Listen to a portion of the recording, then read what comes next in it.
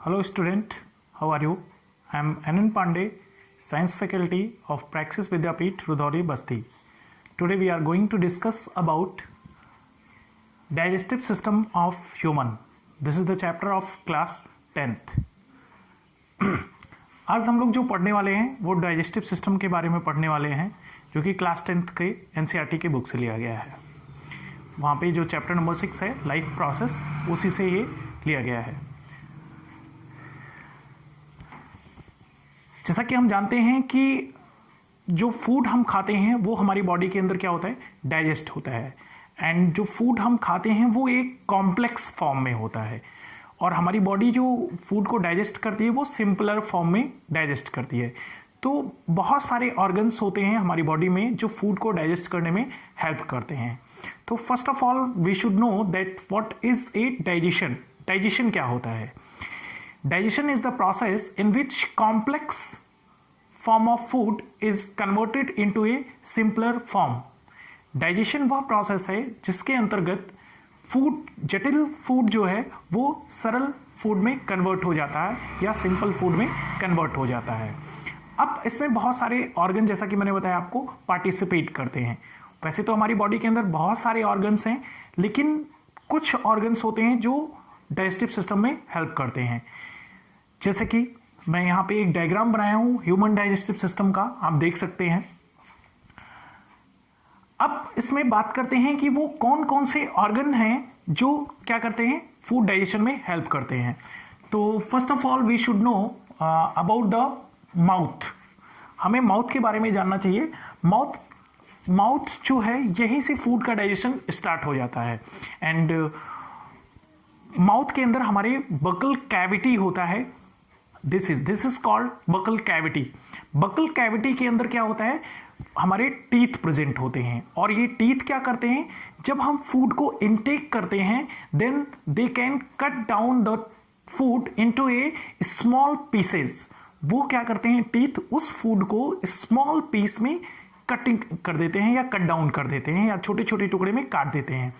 और यहीं पे माउथ में ही हमारे सलाइवरी ग्लैंड होता है, जैसा कि मैंने यहां पे बनाया है। यहां पे आप देख सकते हैं सलाइवरी ग्लैंड है, ठीक है, जहां से सलाइबा सीक्रेट होता है। और सलाइबा क्या होता है, जिसे हम लार कहते हैं, दैट इज कॉल्ड सलाइबा, ठीक है।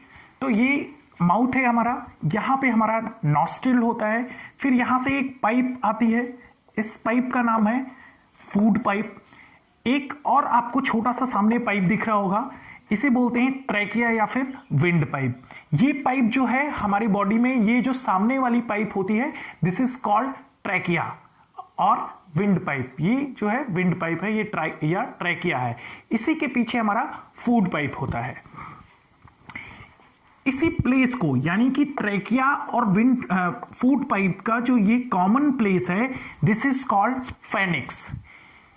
एग्जाम में ये क्वेश्चन बहुत बार एमसीक्यू में पूछा गया है, नीट में भी पूछा गया है, कई सारे कॉम्पिटिटिव एग्जाम में भी पूछा गया है, और बोर्ड के भी एग्जाम में पूछा जाता है कि फूड और एयर का जो कॉमन प्लेस है उसका क्या नाम है। तो आंसर है हमारा फेनिक्स। उसके बाद में फिर एक आपको जे लाइक स्ट्रक्चर दिख रहा होगा, जिसे हम बोलते हैं stomach. This is the stomach, it is a J like structure. फिर आगे बढ़ते हैं तो ये हमारा जो है, यहाँ पे अंदर देखेंगे आप कॉइल्ड फॉर्म में कुछ स्ट्रक्चर आपको दिखाई दे रहा होगा। ये हमारा स्मॉल इंटेस्टाइन है। स्मॉल इंटेस्टाइन यहाँ से लार्ज इंटेस्टाइन के साथ में जुड़ा होता है, और ये लार्ज इंटेस्टाइन है, यानी कि ये जो पोर्शन है this is called large intestine. यहाँ पे एक आपको स्ट्रक्चर दिख रहा होगा, थोड़ा सा globular like and tap like structure, this is called appendix.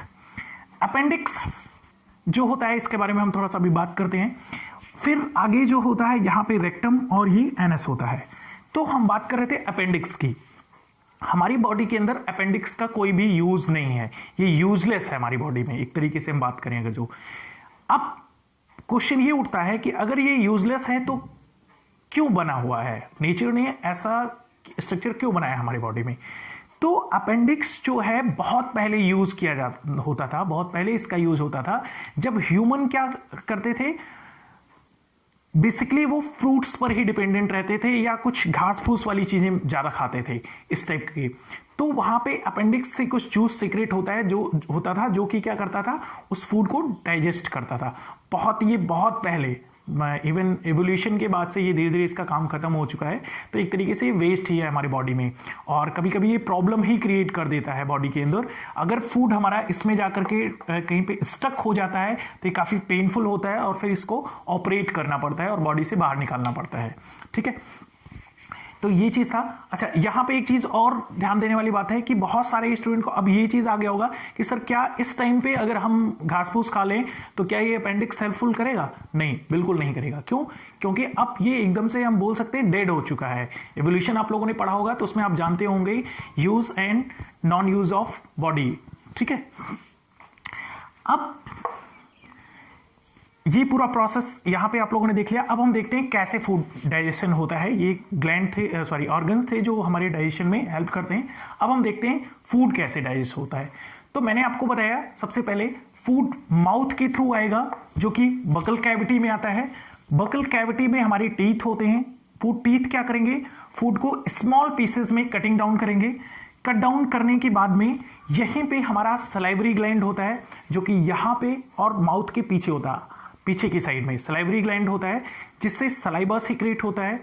उस सलाइबा के अंदर सलाइवरी अमाइलेज होता है, जो क्या करता है, फूड में प्रेजेंट कार्बोहाइड्रेट को ग्लूकोज में कन्वर्ट कर देता है। हमारे फूड में जो कार्बोहाइड्रेट्स प्रेजेंट होता है उसे क्या करेगा, ये ग्लूकोज में कन्वर्ट कर देगा।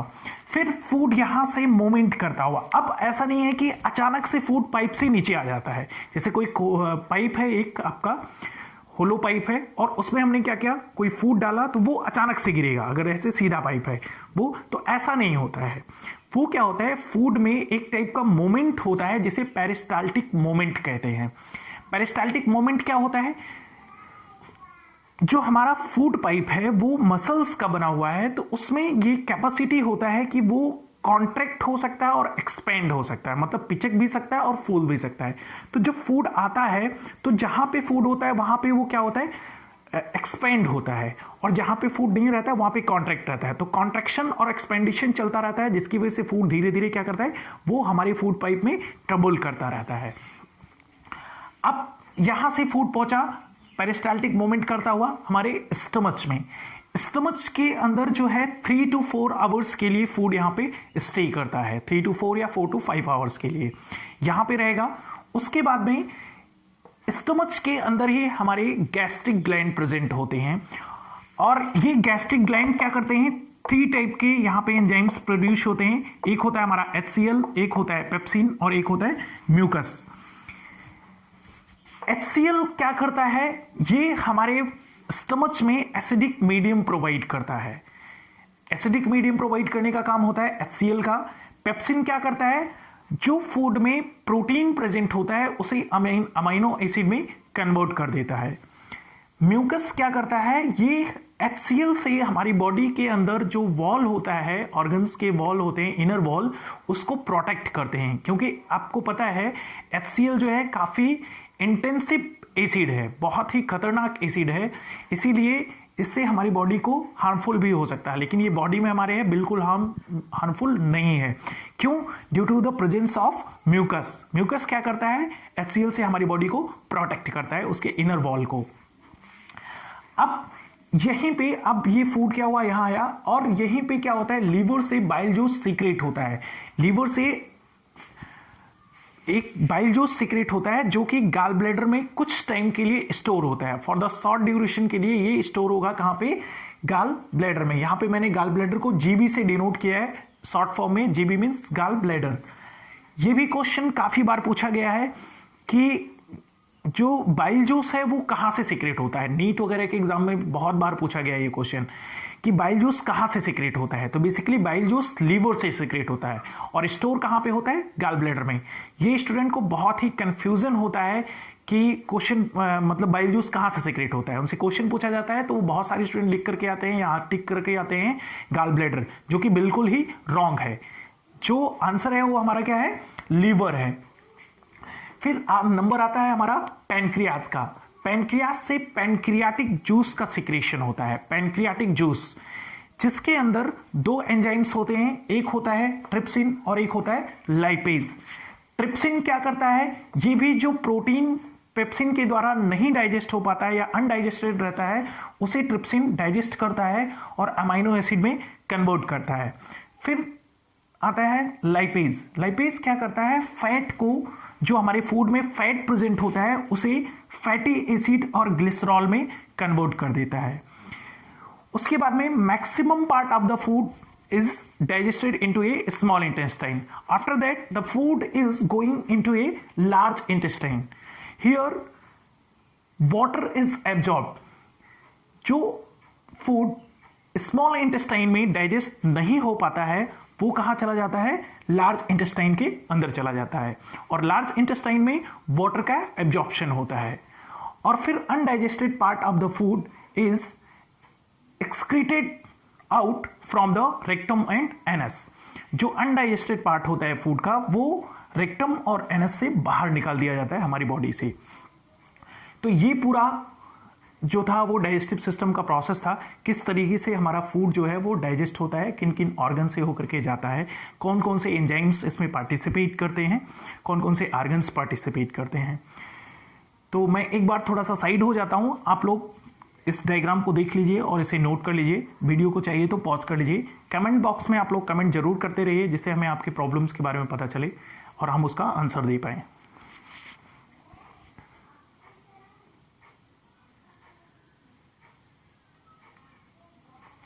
ठीक है, आई होप आप लोगों ने वीडियो पॉज करके ये चीज नोट कर लिया होगा।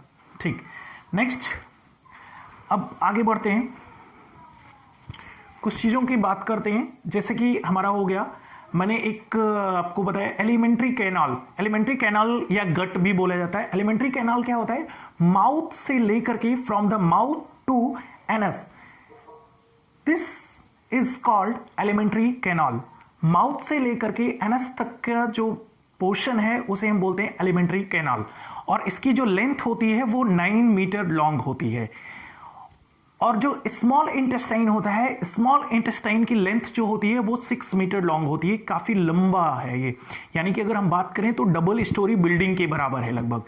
अब क्वेश्चन ये आ रहा है कि कैसे इतना लंबा पाइप हमारी बॉडी के अंदर एडजस्ट है। तो ये बहुत ही पतली पाइप होती है, जिसकी वजह से ये हमारी बॉडी में एडजस्ट हो जाता है और क्वाइल्ड फॉर्म में रहता है।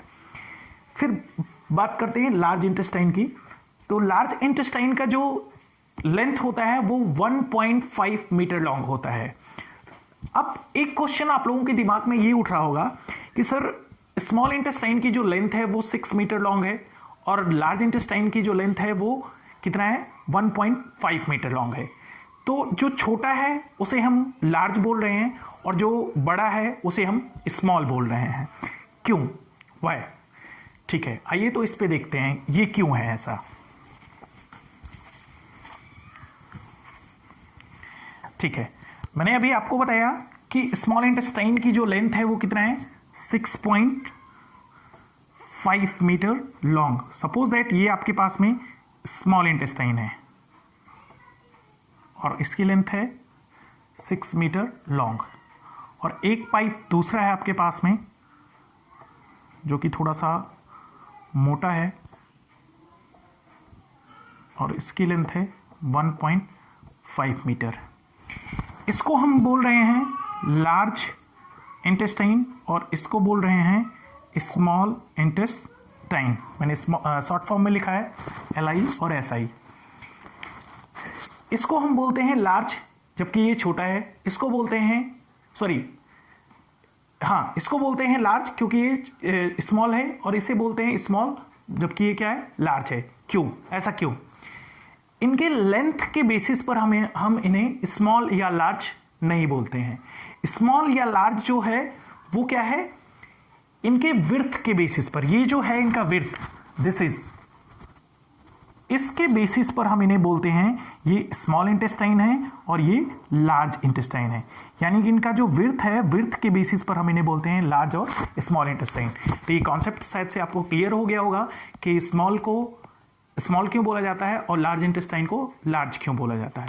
ठीक है, तो अब हम वीडियो को क्या करते हैं, अब चैप्टर को एक बार दोबारा से रिवाइज करते हैं।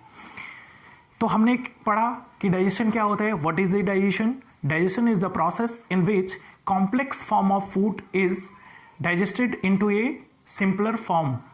ओके, नेक्स्ट हमने देखा कि फूड कैसे डाइजेस्ट होता है। फूड जो है फर्स्ट ऑफ ऑल जब हम इनटेक करते हैं माउथ के थ्रू, तो हमारी बकल कैविटी के अंदर बहुत सारे टीथ होते हैं जो क्या करते हैं, उस फूड को ग्राइंड करना स्टार्ट कर देते हैं या स्मॉल पीसेस में कट डाउन कर देते हैं।